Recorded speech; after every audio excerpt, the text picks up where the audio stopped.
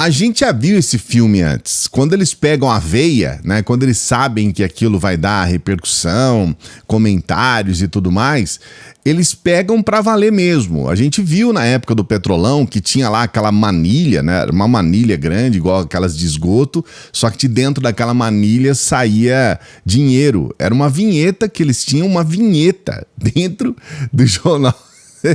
Dentro do Jornal Nacional, uma vinheta para falar do Petrolão, né? E aí eles tinham aquele monte de informação privilegiada, eles tinham aquela parceria que depois ficou confirmada, né? Era uma parceria com o Moro, com o Dallagnol, eles chegavam primeiro, onde o pessoal ia lá fazer as buscas e apreensões e tudo mais. Só que naquela época, a Globo ela estava dando respaldo para uma ação, a meu ver, criminosa.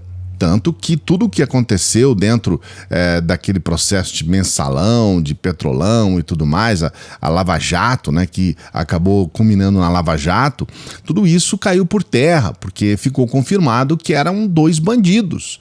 Né, um juiz que combinava com o promotor dos processos. Agora é muito diferente. Olha, eu quero dizer para você que agora é o oposto.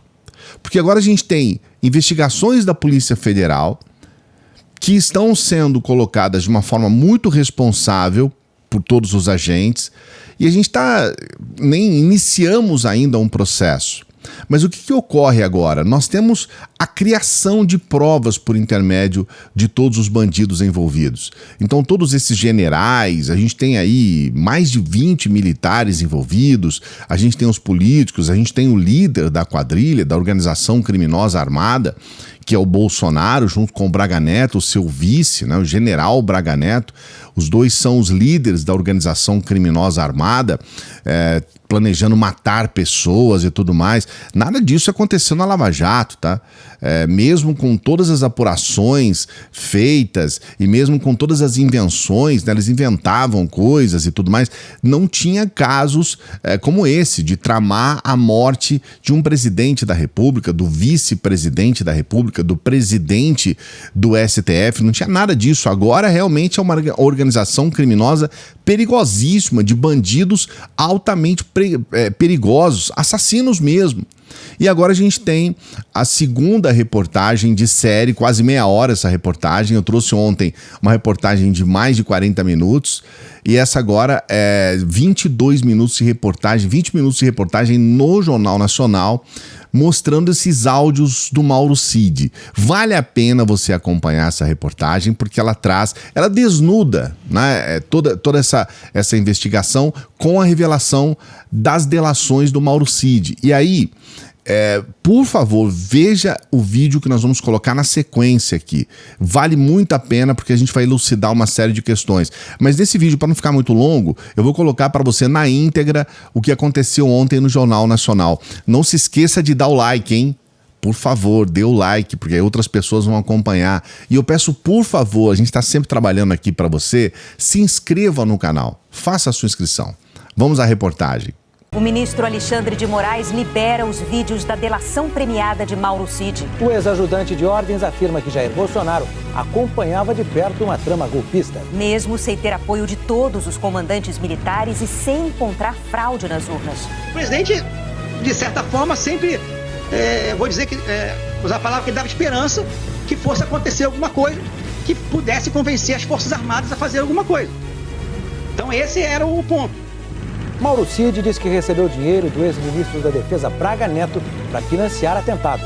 Ele me entregou era tipo um coisinha de vinho assim, aquele de presente de vinho, com dinheiro. O ministro do Supremo Tribunal Federal, Alexandre de Moraes, tornou públicos hoje vídeos da delação de Mauro Cid, ex-ajudante de ordens do ex-presidente Jair Bolsonaro. Mauro Cid disse que Bolsonaro exigiu que um relatório sobre urnas eletrônicas indicasse fraude, mesmo sem haver provas contra a segurança do sistema eleitoral. A delação de Mauro Cid foi um dos elementos da denúncia que a Procuradoria-Geral da República apresentou contra Bolsonaro e mais 33 pessoas por crimes como golpe de Estado e abolição violenta do Estado Democrático de Direito. Ao assinar o acordo de delação premiada em 25 de agosto de 2023, o tenente-coronel Mauro Cid assumiu vários compromissos, entre eles o de contar a verdade e o de não falar sobre as investigações, como determina a lei. Mas em março do ano passado veio a público uma gravação em que Mauro Cid dizia que estava sendo pressionado pela Polícia Federal durante os depoimentos. Mauro Cid foi preso em seguida, como o Jornal Nacional mostrou em 22 de março do ano passado. O tenente-coronel Mauro Cid, que está naquele comboio de carros, acaba de deixar o Instituto Nacional de Criminalística aqui na Superintendência da Polícia Federal em Brasília, onde passou por exame de corpo de delito. Daqui, ele segue para o Batalhão da Polícia do Exército, onde ficará preso. A prisão foi informada a Mauro Cid durante um depoimento ao desembargador Ayrton Vieira, ex-juiz auxiliar do gabinete do ministro Alexandre de Moraes. Eu tenho, no entanto, que cientificar a todos que o senhor ministro relator Alexandre de Moraes, nos autos da PET 11.767 do Distrito Federal, decidiu e decretou a prisão preventiva do senhor Mauro César Barbosa Cid. Mauro Cid leva as mãos à cabeça, se mexe na cadeira. Ele chegou a desmaiar momentos depois de o vídeo ser encerrado. Nesse depoimento, Mauro Cid havia reafirmado que estava ali por livre e espontânea vontade e que não foi pressionado por ninguém. De forma espontânea e voluntária, ciente do que seria feita a colaboração. E reafirmo não havendo pressão de nada do Polícia Federal nem do Judiciário. Ele ficou preso até o começo de maio, quando foi solto usando tornozeleira eletrônica e proibido de falar com outros investigados. Meses depois, em novembro do ano passado, Mauro Cid foi convocado a dar novos esclarecimentos, agora ao próprio ministro Alexandre de Moraes. O depoimento foi marcado porque relatórios da Polícia Federal mostraram contradições e omissões na delação, o que poderia anular o acordo, como determina a lei. O ministro disse que aquela audiência era a última chance para Mauro Cid contar a verdade sobre o que sabia. Agora, o colaborador tem também não só benefícios, tem também obrigações. E as obrigações, a maior delas, obrigações é falar a verdade, é não se omitir, não se contradizer. Após essa nova fase da investigação, onde vários documentos foram juntados aos autos, onde celulares, mensagens de celulares, mensagens de computadores, novos laudos foram juntados, se percebeu que há uma série de omissões e uma série de contradições, eu diria aqui com todo respeito, uma série de mentiras na colaboração premiada. Então, aqui é importante, e exatamente por isso, a fim de possibilitar uma reflexão maior do colaborador com seus advogados, para que esclareça omissões, contradições na sua colaboração, sob pena não só da decretação de prisão, como também da cessação da consequente rescisão da colaboração, e eventual rescisão englobará inclusive a continuidade das investigações e responsabilização do pai do investigado, de sua esposa e de sua filha maior. Eu gostaria de saber se o colaborador está plenamente ciente das consequências da manutenção dessas omissões e contradições. Sim, senhor. A colaboração premiada, ela não pode ser seletiva e direcionada. Ela não pode ser utilizada para proteger alguns e prejudicar outros. Aqui, o colaborador, ele dá os fatos. Quem analisa quem será processado ou não é o Ministério Público, é o Procurador-Geral da República. E quem analisa, após a denúncia, eventual denúncia da Procuradoria-Geral da República, se haverá culpabilidade ou não, é o Supremo Tribunal Federal. Não é o colaborador que, desde o início, analisa, esse não fez nada, não. Eu quero fatos. Por isso que eu marquei essa audiência, eu diria que é a última chance do colaborador dizer a verdade sobre tudo. Nesse mesmo depoimento, o ex-ajudante de ordens Mauro Cid apresentou a versão dele sobre como evoluiu a trama golpista e como o ex-presidente Jair Bolsonaro acompanhava tudo de perto. Mauro Cid contou, por exemplo, que Bolsonaro pressionou o então ministro da Defesa, general Paulo Sérgio Nogueira, a escrever em uma auditoria que houve fraude nas urnas eletrônicas. A auditoria do ministério não encontrou fraudes nem falhas de segurança no sistema eleitoral. O presidente estava pressionando ele para que ele escrevesse isso de outra forma. Ele queria que ele escrevesse alguma coisa que não... Na verdade, o presidente queria que escrevesse que desse fraude, que tivesse fraude. Então, foi feita uma construção, uma discussão ali, e o que acabou saindo, eu acho, foi que não se poderia comprovar porque não era possível auditar. Mauro Cid também contou que, mesmo sem conseguir apoio de todos os comandantes militares e sem encontrar fraudes nas urnas, Bolsonaro alimentava a possibilidade de golpe. Em uma troca de mensagens encontrada pela Polícia Federal, o tenente Aparecido Portela, que segundo Mauro Cid era amigo do ex-presidente, aparece pressionando Cid por informações sobre o golpe de Estado. Na mensagem, Portela afirmou: "O pessoal que colaborou com a carne estão me cobrando se vai ser feito mesmo o churrasco."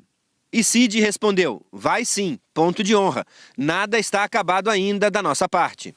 Mauro Cid confirmou que carne era dinheiro para financiar o churrasco, que era o golpe. Obviamente, aqui, quem é o pessoal e carne é dinheiro. Ou seja, quem estava financiando o golpe está cobrando se vai ter o golpe. Isso. O senhor responde. Hã? É nesse sentido. É isso? Isso. O senhor responde. Não, nesse sentido. E o senhor responde, vai sim, ponto de honra. Nada está acabado ainda da nossa parte. Eu quero saber o seguinte, quem é o pessoal que colaborou e estavam colaborando para o quê? Para o dia 8 de janeiro? Ministro, eu acho que estavam colaborando para manter o pessoal lá, para manter o pessoal lá. Eles estavam nessa angústia de esperar que fosse dado o golpe, de esperar que o presidente assinasse um decreto e as Forças Armadas fizessem alguma coisa. E o presidente, de certa forma, sempre,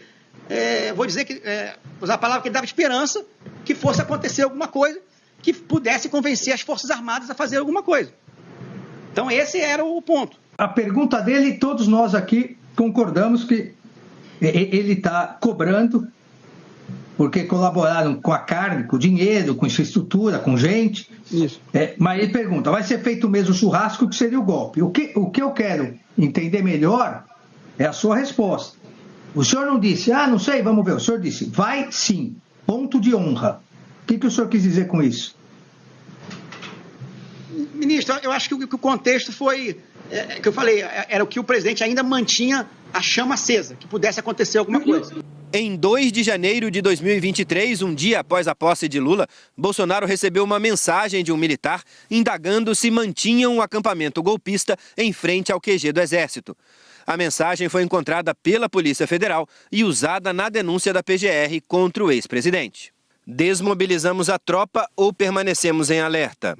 Em outro trecho da delação, Mauro Cid confirma que em uma reunião no dia 7 de dezembro, o então presidente Jair Bolsonaro mostrou aos comandantes das Forças Armadas a denominada minuta do golpe. Segundo a denúncia da PGR, Jair Messias Bolsonaro recebeu de Felipe Garcia Martins, que era assessor do presidente, a minuta de decreto que impunha a prisão de autoridades, entre elas os ministros do STF, Alexandre de Moraes e Gilmar Mendes, e o presidente do Senado, Rodrigo Pacheco. De acordo com o colaborador, Jair Bolsonaro fez adiante ajustes na minuta, submetendo à prisão apenas o ministro Alexandre de Moraes e se limitando à realização de novas eleições presidenciais. Foi nessa reunião que, coronel, como o senhor disse no depoimento passado, que o presidente mostrou a minuta do golpe para os comandantes. Eu creio que sim. Dias antes, em um depoimento ao delegado responsável pelo inquérito, Mauro Cid já havia dito que viu Bolsonaro participando da confecção da minuta. Eu falei da minuta eu vi. Eu vi a confecção, eu vi o presidente trocando. Segundo a Polícia Federal, Alexandre de Moraes foi seguido por assessores de Bolsonaro e militares, como parte do plano golpista. Eles usavam o codinome Professora para se referir ao ministro. O ministro perguntou a Cid sobre esse monitoramento. O último monitoramento, que a gente faz aquela brincadeira, professora e tal, essa aí foi o presidente que pediu. Quando o ex-presidente Bolsonaro pediu o meu monitoramento, vocês fizeram como? Eu solicitei ao Coronel Câmara.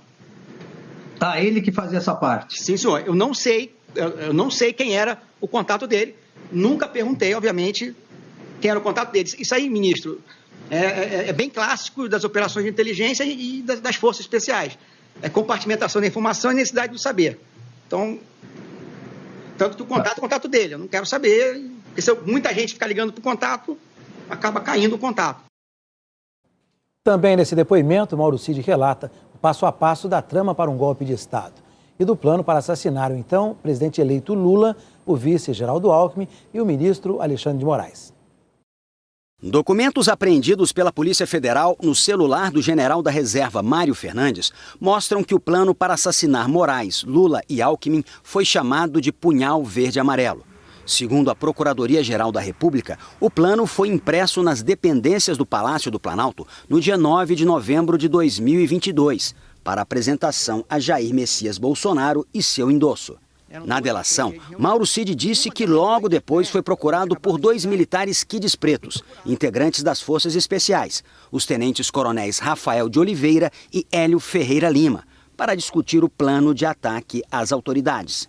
A data foi entre 10 e 11 de novembro, né? 9, 10 ou 11 de novembro, né? Em que eles expressavam a indignação com o que estava acontecendo no país, que alguma coisa tinha que ser feita, tinha uma mobilização de massa muito grande, que o exército tinha que fazer alguma coisa, que o presidente não podia se omitir, que os generais não podiam se omitir, né? E que eles estavam propostos a fazer alguma ação que gerasse alguma mobilização de massa, né? Que pudesse causar um caos institucional, alguma coisa, que pudesse levar a uma decretação de um estado de defesa, de sítio, né? E alguma coisa nesse sentido. Mauro Cid disse em depoimento que no dia 12 de novembro participou de uma reunião na casa do general Braga Neto, ex-ministro da Defesa e candidato a vice na chapa de Jair Bolsonaro, quando foi dado o aval para prosseguir com o plano. Os quides pretos, que ficariam encarregados de colocar a operação em prática, participaram do encontro. A gente marcou na banca de jornal perto da casa do general, nos encontramos e fomos lá. Quando entrou no nível das ideias, o general Braga Neto interrompeu e falou assim, não, o Cid não pode participar, tira o Cid porque ele está muito próximo ao Bolsonaro. Eu saí mais cedo, eu fiquei 20, 30 minutos no período inicial, saí da reunião e voltei para Alvorada. Cid contou sobre uma conversa com Braga Neto para discutir o financiamento da operação. Cid disse que Braga Neto deu a ideia de levantar o dinheiro com o PL, partido de Bolsonaro. Naquele documento estava descrito que eles precisavam de hotel, carro, passagem aérea, né, alguns dados. O valor de 100 mil, inicialmente, fui eu que falei assim, até de maneira brincando, né, não tinha nem ideia de gasto. E o general Braga Neto me orientou a perguntar se o partido poderia custear isso aí. Aí eu fui conversar com o coronel lá, que era responsável pelo partido, não me recordo o nome dele. Inclusive ele viu o documento, eu imprimi o documento e mostrei para ele o documento, né, esse documento, o inicial, que tinha só as relações. Aí ele falou que o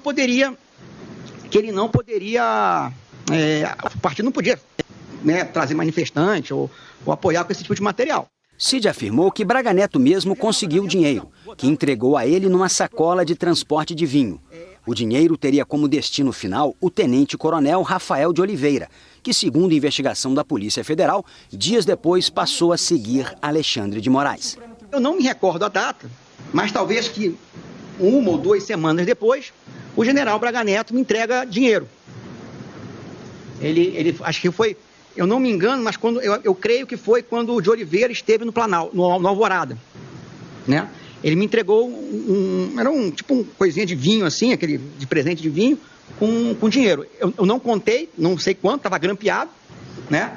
E aí o de Oliveira veio buscar o dinheiro. Então eu peguei o dinheiro e passei para o de Oliveira. Ao detalhar nos depoimentos as trocas de mensagens e os muitos encontros e reuniões de que participou, o ex-ajudante de ordens de Jair Bolsonaro falou também da resistência que os golpistas encontraram nas cúpulas do Exército e da Aeronáutica, comprometidas com respeito à Constituição. Cid disse que o então comandante da Marinha, Almirante Garnier dos Santos, ficou isolado ao afirmar que colocaria as tropas à disposição de um golpe.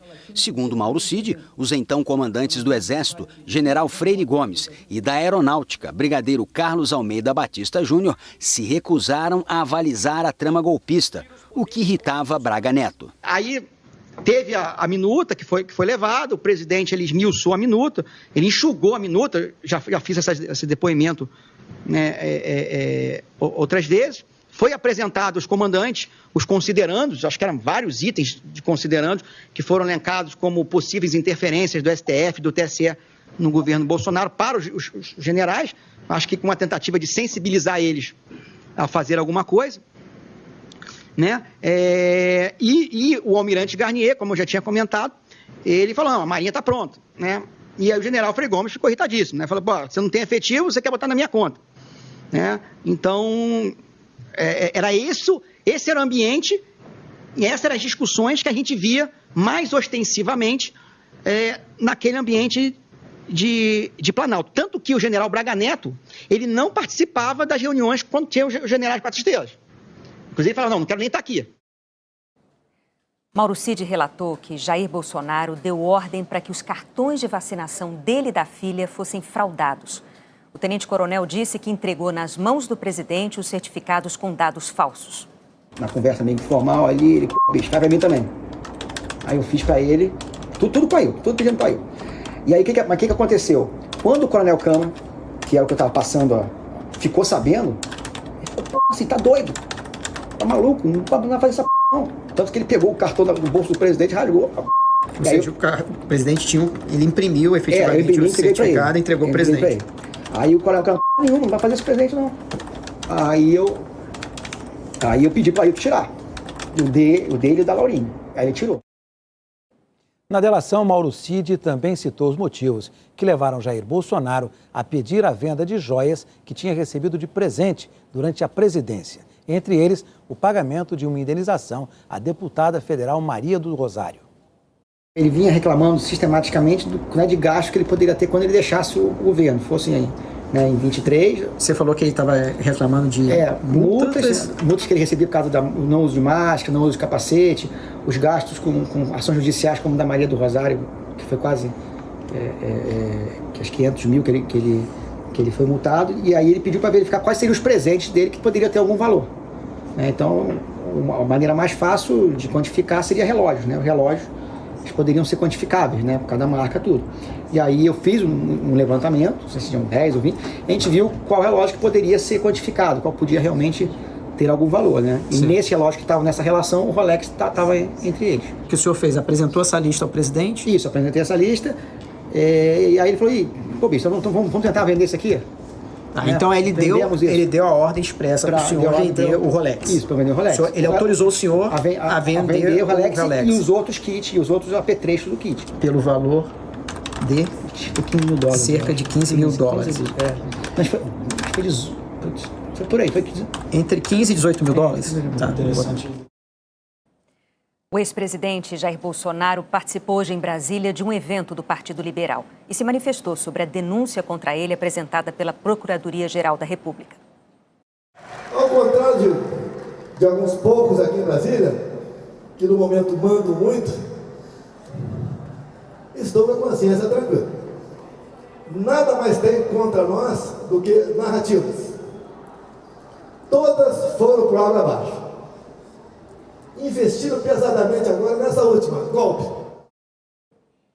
Em entrevista ao programa Estúdio I da Globo News, o advogado de Jair Bolsonaro, Celso Vilardi, disse que vai pedir a anulação da delação de Mauro Cid. A principal linha de defesa, evidentemente, vai ser demonstrar a não participação do presidente Bolsonaro nos fatos que estão descritos na denúncia. Acho que essa é a principal linha pela própria inconsistência da denúncia. Não há dúvida de que existiram atos graves que foram narrados na denúncia. A questão agora é a verificação da participação de cada pessoa. O senhor vai pedir a anulação da delação do Cid? Andréia, deixa eu dizer uma coisa para você. Evidentemente que sim. O surpreendente é que eu tenha que pedir a anulação. E o mais surpreendente é que é o seguinte, como eu disse, nós estamos tratando de um processo de golpe de Estado que seria um golpe no Estado democrático. Um golpe na democracia. como você vê, a quantidade de evidências, a quantidade de situações, elas não se atêm especificamente à delação do Mauro Cid. Mas a gente vê um Mauro Cid tranquilão falando, né? A gente já tem uma série de fake news que estão falando a respeito dessa delação do Mauro Cid. Nós vamos tratar no próximo vídeo aqui do canal. A gente tem uma série de questões que eles estão criando em torno disso. Mas a gente vê um sujeito falando detalhes, inclusive detalhes complicadíssimos, que colocam a Michelle Bolsonaro como uma ultra radical, uma pessoa que é tida pelo setor da extrema-direita como quase uma santa, né? E é uma mulher que tem esse perfil radical, um perfil que a gente assemelha a um perfil neofascista, uma mulher que se coloca como perigosa também. Não só ela, como os filhos. E a gente vê aqui todos esses detalhes dessas delações e a consequente investigação posterior às delações. Eu espero que você tenha gostado, porque a reportagem realmente ficou muito boa.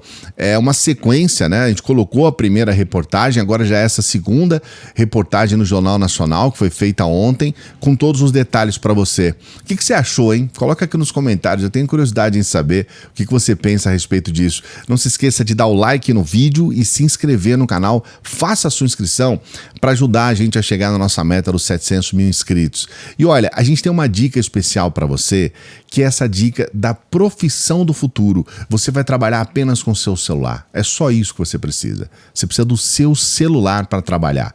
E aí você já consegue ter uma renda extra, um dinheirinho a mais todo final do mês. R$500, R$1.000, R$2.000. Você pode ganhar inclusive em dólar. A gente coloca os prints aqui de pessoas que são do canal e que estão ganhando em dólar. E você pode ganhar em dólar. A gente está trazendo aqui depoimentos de pessoas que são aqui do canal e já estão começando a ganhar o seu dinheirinho e já estão conseguindo. Eu vi um depoimento de uma senhora, muito emocionante depoimento. Ela comprou uma nova máquina de lavar. Ela conseguiu comprar à vista uma máquina de lavar com essa renda extra. Uma senhorinha que nem é uma pessoa que é especializada em internet, nem sabia mexer muito bem, mas pegou os dados ali, o passo a passo, e começou a ganhar o seu dinheirinho.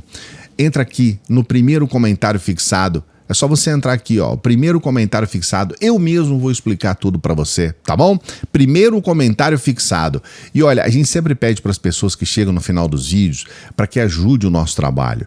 Seja membro aqui do nosso canal e seja um apoiador do nosso Apoia-se. É uma forma de você fazer a gente levar adiante o nosso trabalho. Você também pode nos ajudar com qualquer valor pelo Pix. Esse mês de março, a gente vai precisar de doações pelo Pix. Eu acabei de receber aqui uma informação de um software que a gente assina aqui, que a gente vai ter um pagamento alto desse software, então a gente vai precisar da sua ajuda em qualquer valor pelo Pix, tá bom? Dê essa força pra gente. Daqui a pouquinho a gente volta. Salve progressistas, eu sou o Clayson. Como estamos na sexta-feira, hoje dia 21 de fevereiro, eu quero desejar um bom final de semana pra você. Mas hoje ainda tem vídeo, hein? Calma que tem vídeo. Até já.